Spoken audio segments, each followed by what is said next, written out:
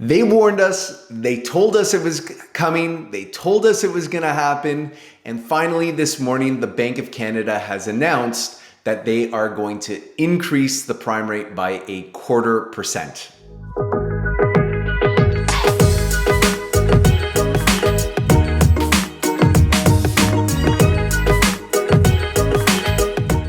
Yesterday was March 1st, and that is an important date here in Ontario because it marked the easing of COVID restrictions for the first time in 2 years. Restaurants were full, vaccine passports weren't required. The Raptors game was a sellout yesterday.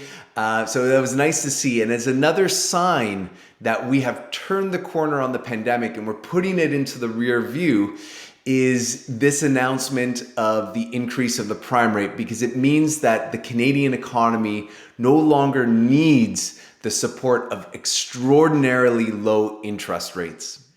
Now, of particular concern to central bankers is inflation.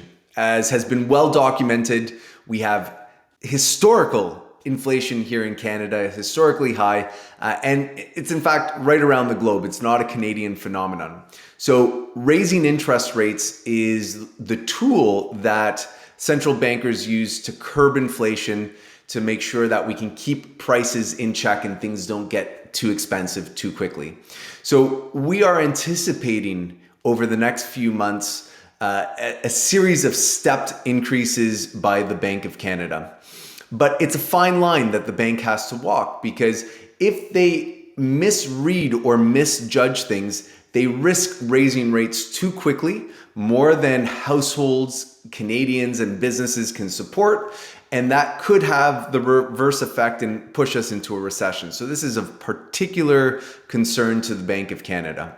Now, today's press release was very interesting because they started the press release with comments about Ukraine and specifically concern about the effects of the conflict and what that'll do to inflation, because it's going to increase oil prices and further disrupt supply chains, which should further push up prices. It's going to affect supply, and so we're going to have further price increases in the future. So it's going to be very interesting to see how the Bank of Canada manages this. And the reality is that no amount of increases to the prime rate are going to impact those underlying issues that are causing inflation.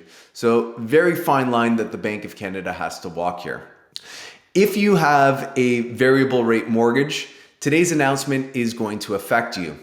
0.25% increase will increase your monthly payment by about $11 per $100,000 of mortgage debt that you have. So it's not astronomical, but it will slowly start to creep up over the months to come.